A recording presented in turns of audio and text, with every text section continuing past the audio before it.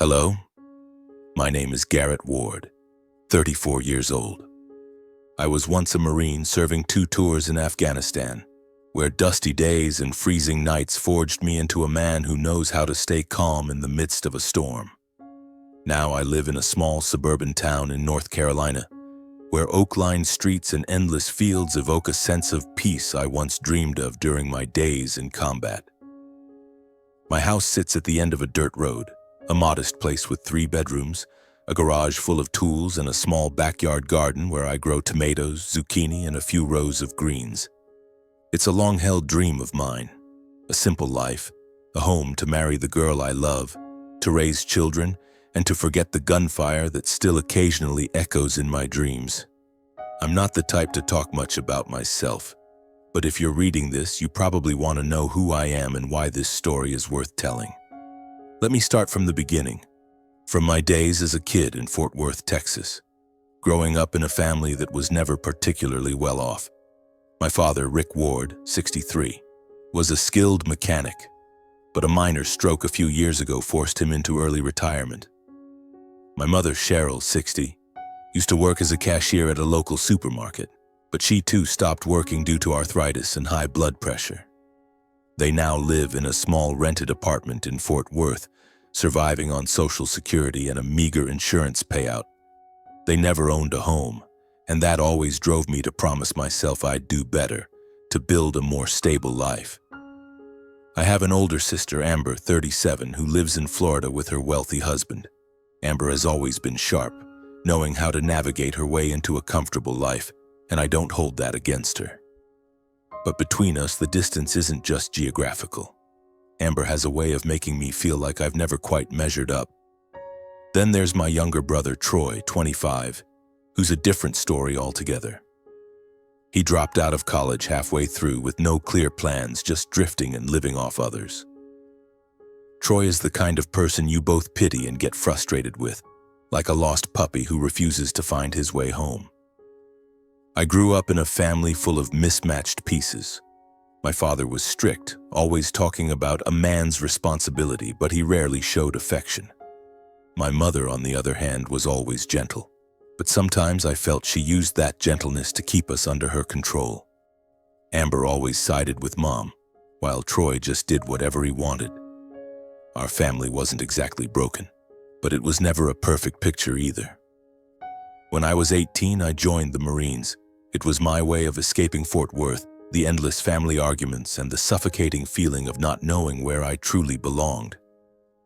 The military gave me discipline, purpose, and something resembling a family, brothers in arms who'd have your back in life or death situations. I endured long marches under scorching sun, sleepless nights standing watch, and moments when death felt so close I could feel its breath. But I survived, and when I returned, I carried with me a burning desire to build a life worth living, not just for myself, but for those I love. After leaving the service, I used a VA loan, a benefit for veterans, to buy this house in North Carolina. It's not a mansion, but to me it's everything. I love the feeling of standing in the backyard in the early morning when dew still clings to the leaves, listening to birdsong and smelling the damp earth. I fixed up the house myself, from repainting the walls to installing bookshelves in the living room. Every brick, every window frame bears my mark. This is where I wanted to start over, to marry a girl, to have kids running around in the yard. I thought I was on the right track. But life, as I learned on the battlefield, rarely goes according to plan. And my real story, the one that matters, began when I got a call from my mother one fall afternoon, as the oak leaves in the yard were turning golden. Her voice was frail over the phone, like she was holding back tears. "Garrett, son," she said, "your father and I are in trouble. Our lease is ending, and we don't know where to go. Can you help us out for a while?" I stood in the kitchen holding a cold cup of coffee, looking out at the garden I'd spent all summer tending. My heart felt heavy. I remembered my childhood, when Mom would hold me close whenever I was scared, when Dad taught me how to fix a bike. I remembered leaving home for war, promising myself I'd make up for lost time with my family when I returned. I'd missed so many moments with them because of the military, and that guilt still simmered inside me. So I didn't think twice. "Of course, Mom," I said. "Come here. There's enough room." I didn't know that decision would set off a chain of events I couldn't have imagined, even in my darkest days in Afghanistan. I thought I was doing the right thing, making up for the years I'd lost. But I never expected that sometimes family love can become a weapon sharper than any blade I'd ever faced. My house, the place I once thought was a fortress of peace, was about to become another battlefield. And this time, the enemy wasn't shadowy figures lurking in the desert darkness. It was the people I call family. It all began on a Saturday morning while I was pruning the zucchini patch in the backyard. The chirping of sparrows mingled with the smell of freshly cut grass, and I was thinking about Vanessa, the girl who made my heart stir for the first time in years. She works at a small bookstore in town with a warm smile and eyes that seem to tell stories of their own. I was daydreaming about asking her out to dinner, maybe the following weekend, when the sound of a car horn interrupted my thoughts. An old dust-covered SUV rolled into the driveway. The door opened, and my mother stepped out, clutching a worn fabric bag, followed by my father, his slow gait and tattered baseball cap shading half his face. "Garrett, son," Mom called, her voice trembling as if she just endured a long, exhausting journey. I wiped the sweat from my forehead, set down the pruning shears, and walked over to greet them. Mom hugged me so tightly I could smell the cheap perfume she'd used since I was a kid.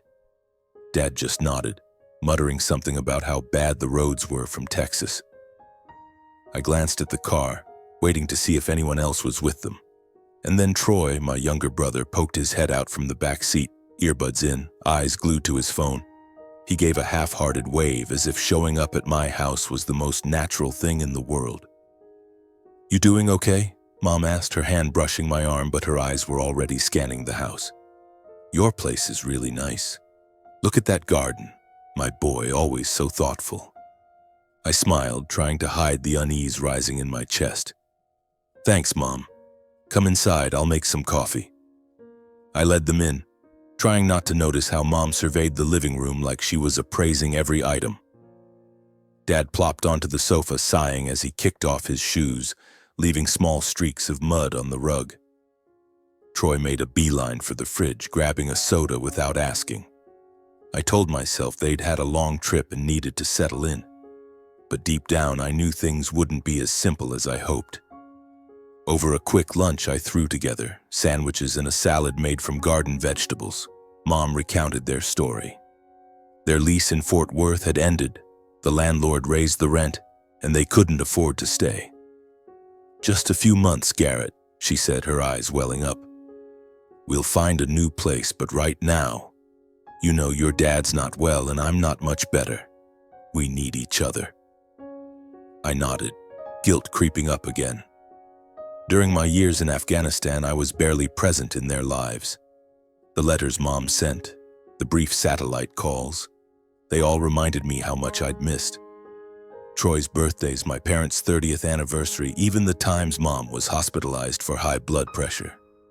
I'd always promised myself I'd make up for it, and now, with them standing in front of me, I couldn't say no. "All right, Mom," I said. "You guys can stay here. I'll take care of it." I gave them the master bedroom, the one with the window overlooking the garden where I liked to read in the evenings. I moved my things to the smaller room I'd been using as an office. The single bed creaked when I lay down that night, and I told myself it was only temporary. They'd get back on their feet, find a new place, and I'd have my life back. But weeks passed and there was no sign they were looking for a new place.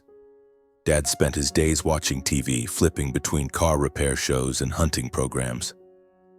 Mom puttered around the kitchen, cooking greasy, heavy dishes she knew I didn't like. They started leaving their mark on my house, dirty coffee mugs on the table, piles of laundry in the utility room, and mounting bills. Electricity, water, internet.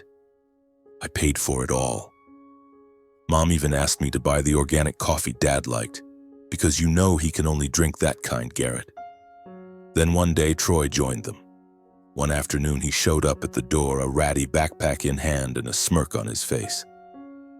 Just a couple of weeks, Garrett, he said, barely meeting my eyes. I'm looking for a job, but you know things are tough. I wanted to ask why he didn't go back to school, why he didn't try harder, but I just nodded and let him in. Troy took over the remaining room, turning it into a battlefield of soda cans, tangled earbuds, and the smell of sweat. Over the next few weeks, I began to feel the weight of their presence. I woke up early each morning, jogging 5 miles around town to maintain the discipline I'd learned in the military. But when I got home, I felt like a stranger in my own house. My parents didn't lift a finger to help. Mom said she was tired from her arthritis. Dad claimed he needed rest because of last year's stroke. Troy spent his days in front of the computer playing online games, his shouts echoing through the house whenever he lost a match. I tried to ignore it, to stay calm, but each day the air in the house felt heavier, more suffocating. I started calling Amber, hoping she could convince our parents to look for a new place. But Amber, as always, took their side. "Garrett, I don't understand why you're being so stingy," she said over the phone, her voice icy. "Mom and Dad sacrificed their whole lives for us. You have a house, a job, and they have nothing. Can't you help them for a few months?" I wanted to scream that it wasn't a few months anymore. It had been 4 months, and I was covering all their expenses. But I stayed silent because Amber always knew how to make me feel like the selfish one. One night, I tried talking to my parents directly. I picked an evening when we were eating pizza I'd ordered from town. "Mom, Dad," I began, my voice cautious. "I think we should talk about finding you a new place. I'll help. Maybe find an apartment nearby." I didn't finish before Mom set her pizza slice down, clutching her chest, gasping. "Garrett, are you kicking us out?" she said, her voice breaking. Dad stared at me, his eyes sharp as knives. "Son, we raised you and this is how you talk to us? Your responsibility is to take care of your family." I felt the heat rising in my face, but before I could respond, Mom stood up, swaying like she might collapse. Troy rushed to her side, glaring at me like I was a traitor. I retreated to my room, closed the door, and sat on the bed, feeling like I was being choked. My phone buzzed. A text from Amber. "You made Mom cry, Garrett. Happy now?" I tossed the phone onto the bed, trying to breathe deeply the way I used to before a battle. But this time, there was no clear enemy to face. Just my family, and I didn't know how to win without losing myself. In the months that followed, I lived like a robot. I went to work, training veterans at the community fitness center, came home, paid the bills, bought my parents' medications, and tried to ignore what was happening in my own house. I thought I could endure it. I had survived long days in Afghanistan where death lurked around every corner, where sleep was a luxury, and every decision could be your last. If I could get through that, I told myself I could handle a few months living with my family. But I was wrong. Battles on the battlefield had rules, comrades, and clear objectives. Here, in my own home, I felt like I was fighting shadows, intangible, yet capable of suffocating me day by day. Vanessa was the only bright spot in those dark days. We met by chance at the bookstore where she worked when I went in looking for a book on gardening. She helped me pick one out, and we ended up talking about small things, from how to care for tomato plants to the old movies we both loved. Vanessa was unlike anyone I'd ever met. She had a way of making me feel seen, not as a veteran with invisible scars, but as a man with simple dreams. I started thinking about a future, one with her in it. I had planned to propose. Not a flashy proposal with flowers and candles, but a cozy evening at home, with steaks I'd grill myself and a simple ring I'd saved up for over a year to buy. I wanted Vanessa to see me not just as a man with a past full of battlefield dust, but as someone who could give her a home. I'd chosen the day, a Friday evening when the moon hung low over the North Carolina sky, and I imagined her smiling, nodding, and both of us stepping into a new chapter together. But life, as I'd learned, has a way of shattering the most beautiful plans. I had prepared everything for that evening. I left the training center early, stopped by the supermarket to pick up prime beef, potatoes, and a bottle of red wine Vanessa once said she liked. I even bought a bouquet of lavender. Her favorite, she'd said, because it reminded her of the fields of her childhood. On the drive home, my heart raced, not from nerves, but from excitement. For the first time in months, I felt alive, truly alive, not just existing. But when I opened the front door, everything fell apart. The living room, which I'd cleaned spotless that morning, looked like a war zone. Empty soda cans littered the coffee table, mixed with cold pizza crusts. The tablecloth I'd carefully ironed was crumpled and stained with grease. In the kitchen, pots, pans, and dishes were piled in the sink, and the smell of grilled meat, my steak, meant for Vanessa, lingered in the air but not from my oven. I walked in, my hands gripping the grocery bags, and saw Dad sitting on the sofa, holding a half-eaten plate of food. Mom was in the kitchen, wiping her hands on an apron while Troy played his video game, earbuds in, oblivious to the world. "Garrett, you're back?" Mom said, her voice soft but betraying a hint of indifference. "We were so hungry, so I grabbed some meat from the fridge for dinner. You don't mind, do you?" I stood there, the grocery bag slipping to the floor, the wine bottle hitting the wood with a dull clunk. The meat in the fridge. It was the steak I'd bought for Vanessa. I'd labeled it carefully. "Do not touch," but now it was on Dad's plate, hacked up and nearly gone. I wanted to yell, to ask why they couldn't respect something so small in my own house. But I just stood there, feeling the air drain from my lungs. "Garrett?" Mom called again, her voice tinged with concern now. "Are you okay?" I didn't answer. I turned and walked out to the backyard where the moon was just beginning to peek over the neglected garden beds. I took deep breaths, trying to suppress the anger rising like a tidal wave. I had never felt so powerless. This was my house, but I no longer controlled it. Vanessa arrived at 7, right on time. She wore a pale blue dress, her brown hair loose, and her smile made my heart ache.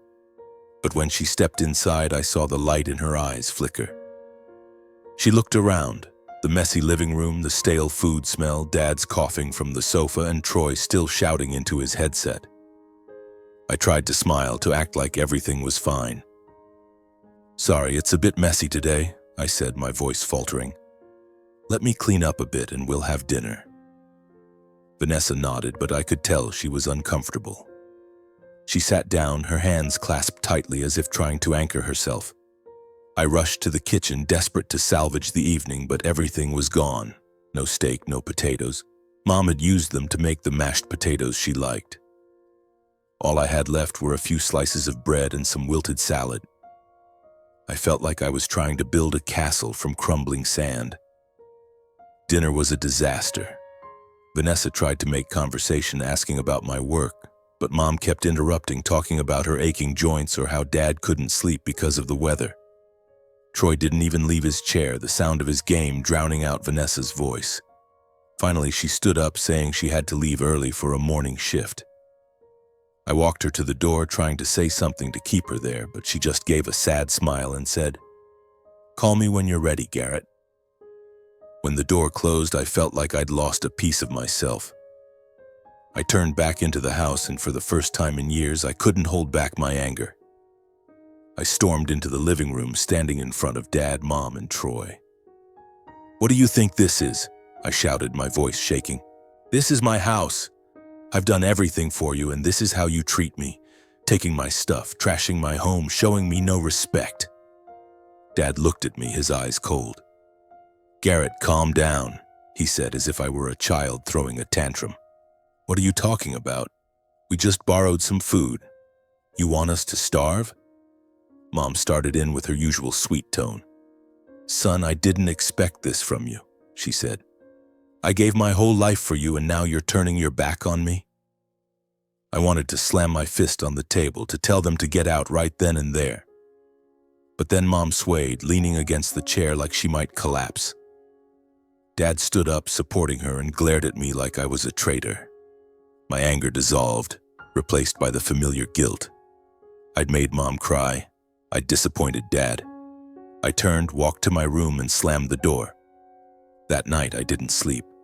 I lay on the single bed, staring at the ceiling, listening to the TV still blaring from the living room. My phone buzzed, a text from Amber. Mom just called me, crying her eyes out. Garrett, what are you doing? They need you, and you're being this selfish? I didn't reply. I just turned off the phone, feeling like I was sinking into a bottomless pit. I thought that was rock bottom. I thought I could fix things, find a way to reclaim my life. But I didn't know that just a few weeks later, things would get even worse. Bad enough that I'd have to turn to the law for help. Sometimes I wonder if life deliberately puts you through trials to see how much you can bend before you break.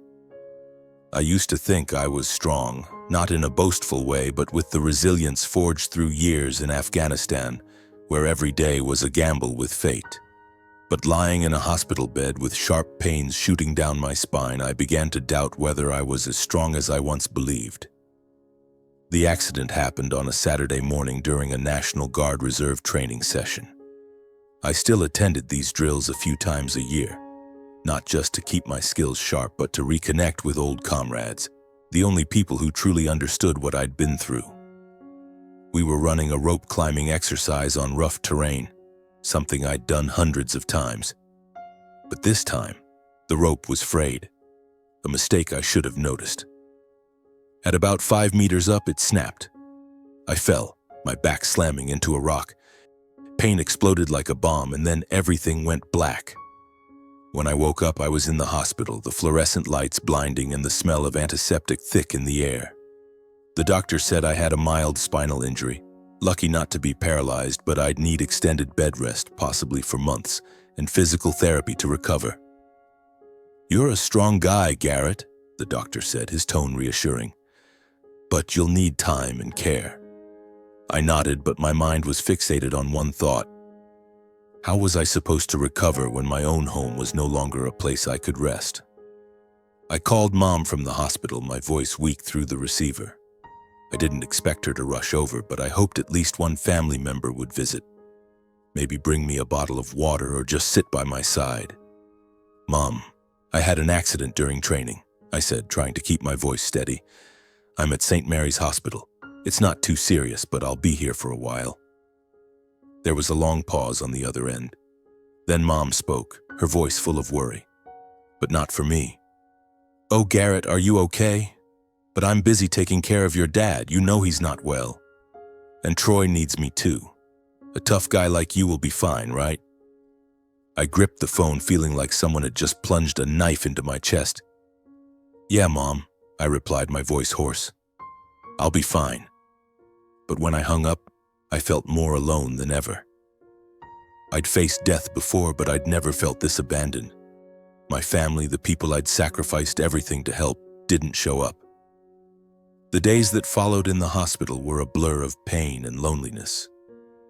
I lay in bed staring out the window where tree branches swayed in the wind, reminding me of the garden I used to love.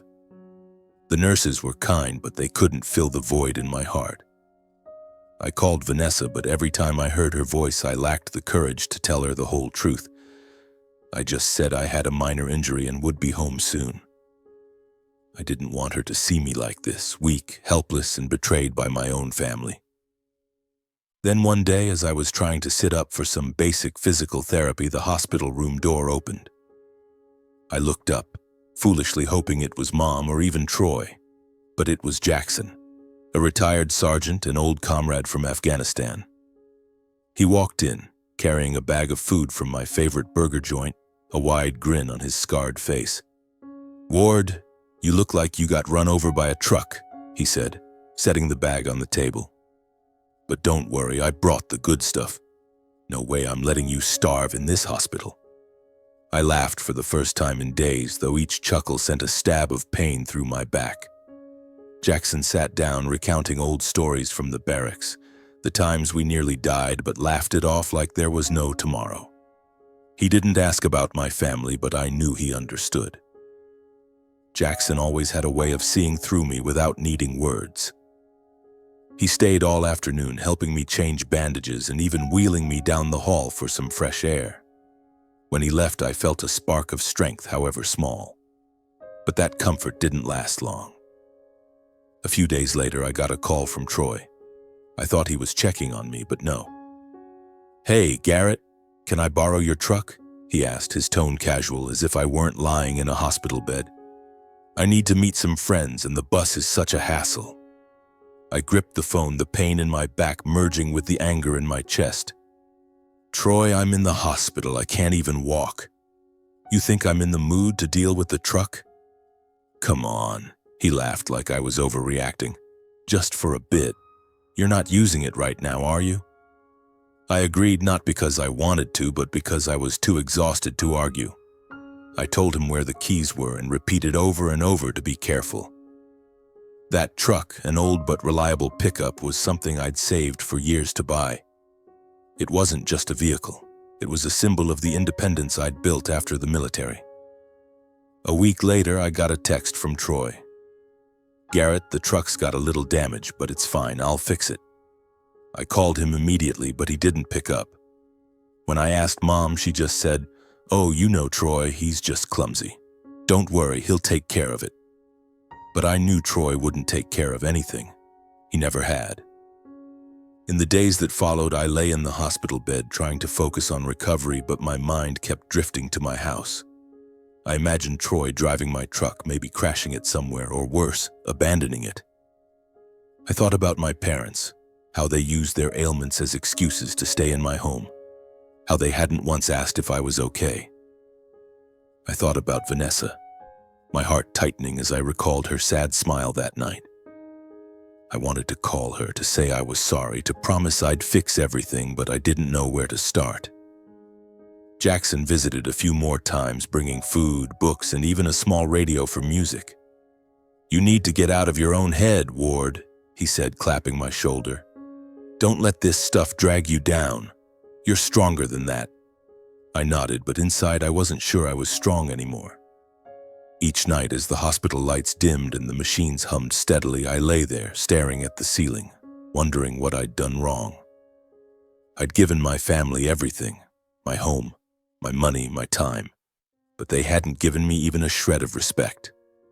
I started to feel like I was no longer Garrett Ward, the resilient Marine, but just a man trapped in his own life.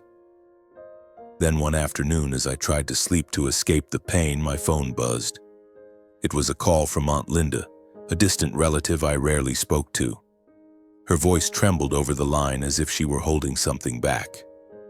"Garrett, there's something you need to know," she said, "about the money your grandfather left behind. Do you have time to talk?" I sat up, ignoring the pain in my back. "What money, Aunt Linda?" I asked, feeling like a storm was approaching.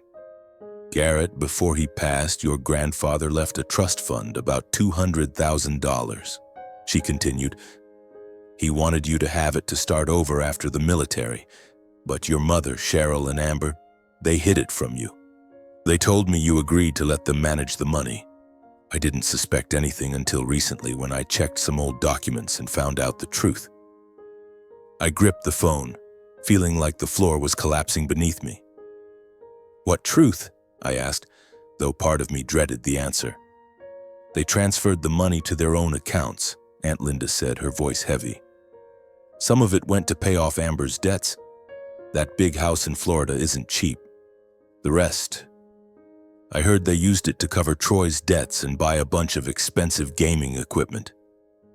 Garrett, they forged your signature to withdraw the money." I couldn't breathe. My head buzzed, as if 1,000 bees were swarming inside it. I thought back to the past months, Mom crying about not having enough for rent, Dad complaining about his health, Troy carelessly gaming in my living room. It was all a lie. They hadn't just taken advantage of my home. They'd stolen what was rightfully mine, the future my grandfather had left for me. "Are you sure?" I asked, my voice shaking. "How could they do this without me knowing?" "I have the documents, Garrett," Aunt Linda replied. "I'll send them to you, but handle this calmly, okay? They're still your family." When I hung up, I lay back on the hospital bed, staring at the ceiling, but this time it wasn't loneliness or guilt suffocating me. It was anger, a smoldering, burning rage I hadn't felt since my days on the battlefield. I'd given everything for my family, and they'd repaid me with betrayal. I didn't tell anyone about the call, not even Jackson, who still visited every few days with bags of food and jokes to pull me out of the darkness.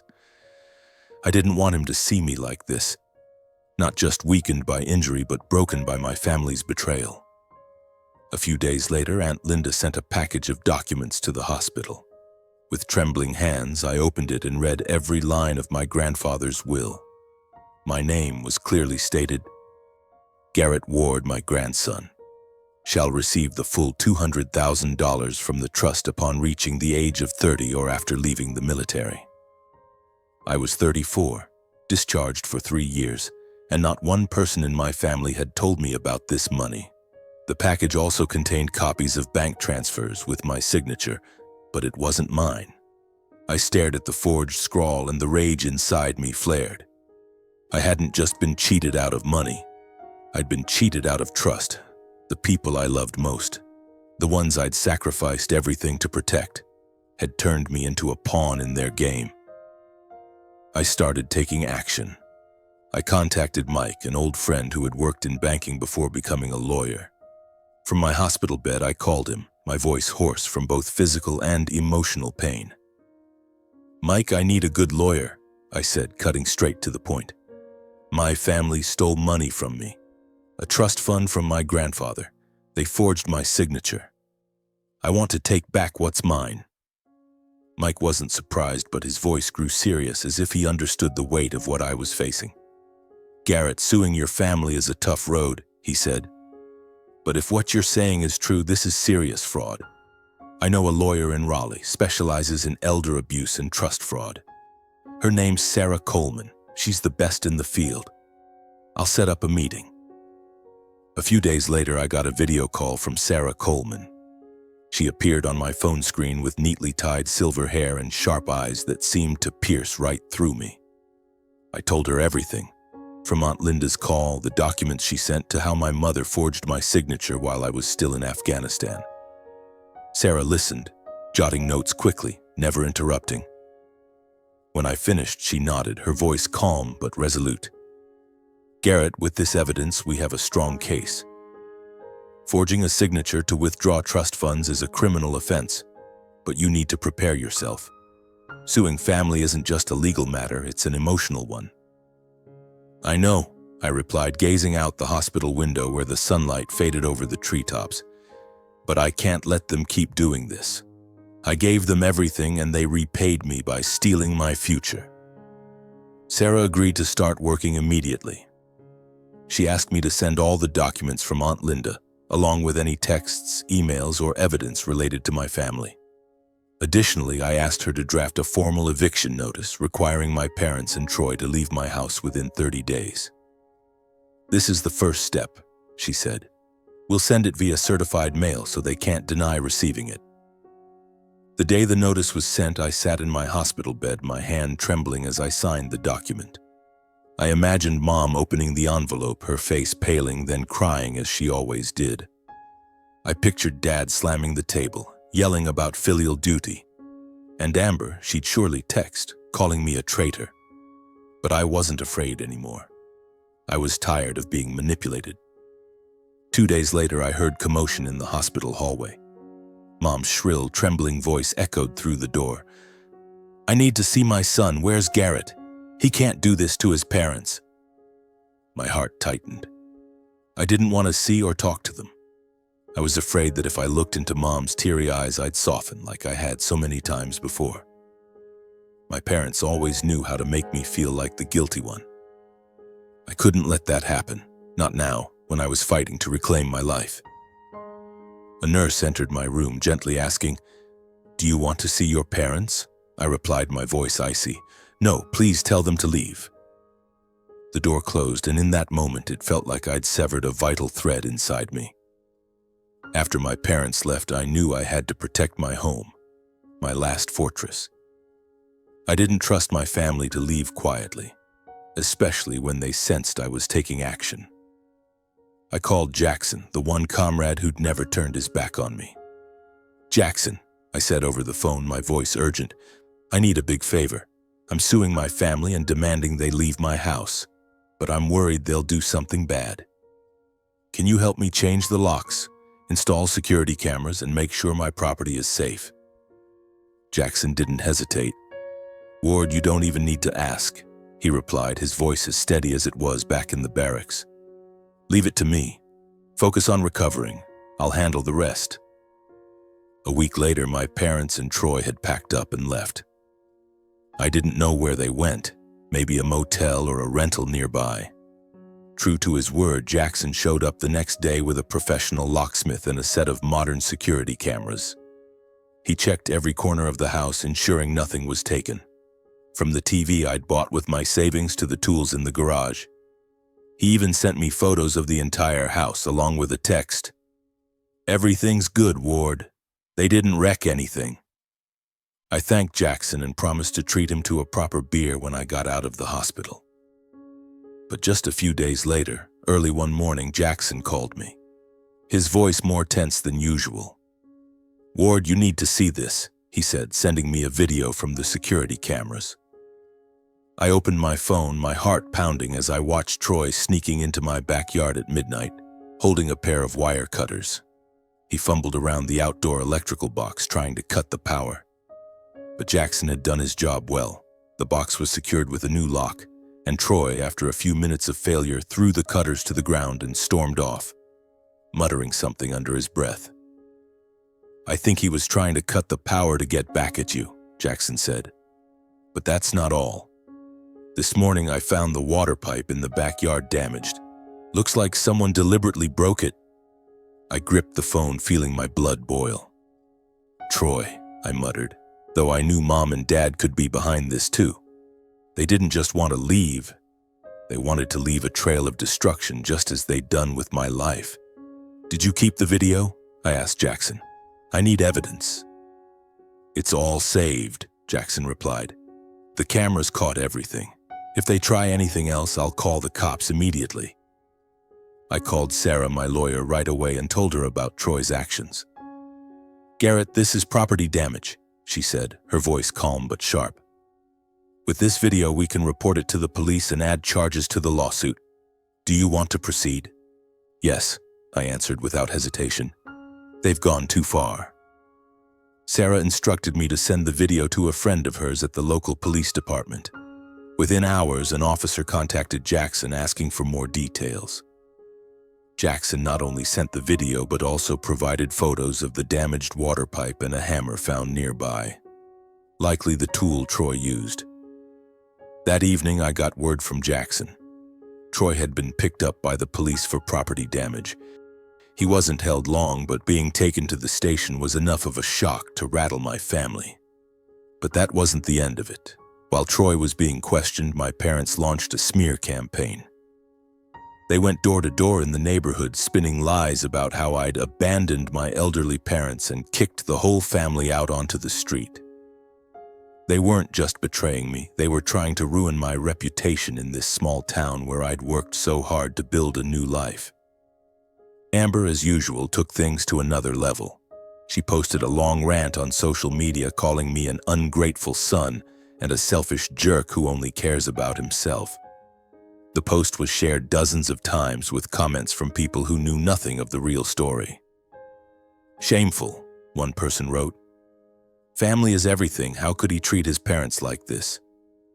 I read each line, my heart constricting, but I didn't respond. I knew that engaging in Amber's online war would only drag me into the mud she'd created. About 5 days later, amidst the ongoing stress, I got some good news. Sarah called, saying the lawsuit was ready. We have enough evidence, she said. The video of Troy, the bank transactions, and the forged signatures. They don't have a way out. But Garrett, are you sure you want to go through with this? I looked out the hospital window where sunlight filtered through the trees and thought back to the days I stood in my backyard, tending my garden. That was the dream I'd built, and they'd tried to destroy it. Go ahead, Sarah, I said, my voice steady. I want justice. The weeks that followed were a grueling stretch of stress, but for the first time, I felt like I was truly taking control of my life. After months confined to a hospital bed, my body was starting to heal. I could walk again, albeit slowly and with a cane. Each step was a reminder that I was inching closer to victory, not just in the lawsuit but in reclaiming myself. Sarah, my lawyer, worked tirelessly, preparing the case with the precision of a soldier gearing up for a final battle. And I, though still in pain, was ready to face my family in court. The trial was scheduled for an early winter day when the air in North Carolina turned crisp and the oak leaves in my yard had nearly all fallen. I was discharged from the hospital a few days before the trial, and Jackson drove me home. Stepping into my house, I felt a strange emptiness. Gone were the sounds of Dad's TV, Mom's crying, and Troy's shouting during his video games. But the backyard garden was wilted, the broken water pipe still unrepaired, and the stains on the living room rug lingered like scars from the battle I'd just endured. The trial took place at the local courthouse in Raleigh. I wore a simple suit, the only one I owned from a friend's wedding years ago. Walking was still difficult, but I entered the courtroom with my head held high, like a soldier heading into battle. Sarah sat beside me, clutching a thick stack of documents. My grandfather's will, bank transactions, forged signatures, and the video from Jackson's security cameras showing Troy's vandalism. My parents sat across the room with their lawyer, a weary-looking middle-aged man who seemed unconvinced by his own client's story. Troy wasn't there. He was still on probation for property damage. Amber sat in the back row, her icy glare cutting through me as if she could will me to crumble. Mom, as expected, started crying the moment the trial began, clutching her chest and muttering about how I'd betrayed the family. Dad sat silently, but his eyes burned with anger, as if to say I was no longer his son. Sarah presented the case with clarity and precision. She submitted evidence of the forged signatures, bank transactions funneling money to Mom and Amber's accounts, and emails between them discussing how to handle Garrett's money. She also showed the video of Troy and the police report detailing his vandalism. "Your Honor," Sarah said, her voice unwavering, "my client, Garrett Ward, has been deceived and exploited by his own family. They not only stole $200,000 from the trust his grandfather left him, but also deliberately damaged his property when asked to leave. We seek full restitution, plus legal fees and compensation for emotional distress." My parents' lawyer tried to argue that I had agreed to let Mom manage the trust and that Troy's actions were a misunderstanding. But Sarah's evidence was overwhelming, undeniable. When I was called to the witness stand, I looked directly at the judge and told my story, from how I was manipulated into signing papers in Afghanistan, to how my family exploited my sense of duty, to their final act of vandalism. I didn't look at my parents or Amber. I just spoke the truth, though each word felt like a knife in my own heart. After 3 days of trial, the judge delivered the verdict. The court ordered Mom and Amber to repay the full $200,000 plus an additional $50,000 for damages and legal fees. Troy faced further penalties for his vandalism, including community service and restitution for the cost of repairing the water pipe. My family's credibility was shattered. Their smear campaign lost all weight once the truth was laid bare in court. Amber's attempts to justify herself on social media were met with silence from friends and former supporters. They had nothing left to say. After the trial, Mom called me, her voice choked with tears. "Garrett, my son, I'm so sorry. I didn't want things to go this far. Can you forgive us?" I held the phone, listening to her sobs, but this time I felt no guilt, only emptiness. "Mom, I gave you every chance," I said, my voice calm. "But you chose this path. I can't keep doing this." I hung up, and that was the last time I spoke to her. Dad didn't call or apologize. Amber sent a long text blaming me for destroying the family, but I deleted it without replying. They were no longer my family, not in the way I once believed. I returned to my house, where sunlight once again filtered through the trees, though the garden still needed time to recover. The restitution money allowed me to fix the water pipe, repaint the walls, and buy new seedlings. But more than that, it gave me a chance to start over, not to forgive, but to live for myself. The days after the trial were spent in my backyard, my hands gripping a small shovel as I carefully replanted rows of tomatoes and zucchini. Each thrust into the soil was a declaration. that I was no longer the man my family could manipulate, that I was rebuilding my life piece by piece. The house, once a battlefield of arguments and betrayal, was becoming my fortress again. I painted the living room walls a soft blue, replaced the stained rug, and hung a landscape painting I'd bought at a local fair. Every change, no matter how small, was a step toward erasing the scars my family had left behind. Recovery wasn't just about fixing the house or my body. It was about rediscovering Garrett Ward, the resilient Marine, the man who once dreamed of a simple life with a garden and a family of his own. The spinal injury still caused aches on cold days, but I didn't let it stop me. I started physical therapy at home, pushing my body further each day. Much like I'd marched through Afghanistan's deserts. Every step, every light weight I lifted was a small victory, a reminder that I still had the strength to rise after everything. One afternoon, as I wiped sweat from my brow after a therapy session, Jackson stopped by, carrying a cooler of cold beers and his familiar grin. "You're looking better, Ward," he said, settling into a chair in the yard, watching me water the new garden beds. "This place feels like yours again." "Thanks, Jackson," I said, handing him a beer. "I don't know how I would have gotten through this without you." Jackson just chuckled, raising his can. "That's what brothers are for. You'll make it, Ward. You always do." Jackson wasn't just a comrade. He was a reminder that family isn't always about blood. It's about the people who stand by you when the world turns its back. We sat there under the sunset talking about old times, the battles we'd faced together, and the dreams ahead. I told Jackson about my idea to start a fitness training program for veterans and young people in town. Not just to build physical strength, but to help them find purpose the way I was doing. A few weeks later, I launched the first class. I rented a small space at the community center where I'd worked before my injury. My first students were a group of veterans, men like me, carrying invisible scars from war. I guided them through simple exercises, sharing lessons I'd learned from the military, not just about physical strength, but about surviving the darkest days. "You don't have to win today," I told them at the first session. "Just keep moving one step at a time." The class grew, attracting not only veterans but also local teens searching for direction. I saw a piece of myself in them, people who'd been lost but yearned for a chance to start over. Teaching them didn't just help me regain my strength, it reignited a passion I thought I'd lost. Every time I saw a student push past their limits, I felt like I was moving forward too. Vanessa was a different story. I'd called her a few times after the trial, but her responses were short, distant. I didn't blame her. The battle with my family was too much for anyone, and I'd pushed her away when I needed her most. One day I gathered my courage and went to the bookstore where she worked. She stood behind the counter, her brown hair loose, her smile still warm but tinged with sadness.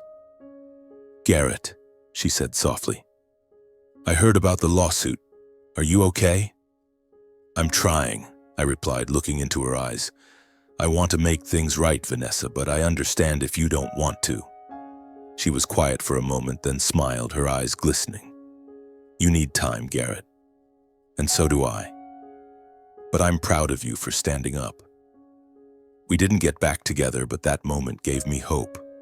Not necessarily for love, but for the possibility of rebuilding relationships one step at a time. One evening, as I stood in the backyard watching the garden come back to life, I thought about the lessons I'd learned. Family isn't always where you find love, but you can always find strength within yourself. I'd lost the people I once called kin, but I'd found a new family, in Jackson, in my students, and in myself. I went back inside and wrote a short note, sticking it on the fridge. "Live for yourself and never give up." It was advice I wanted to share with anyone fighting their own shadows, and it was a promise I kept to myself every day as I continued my journey of rebirth.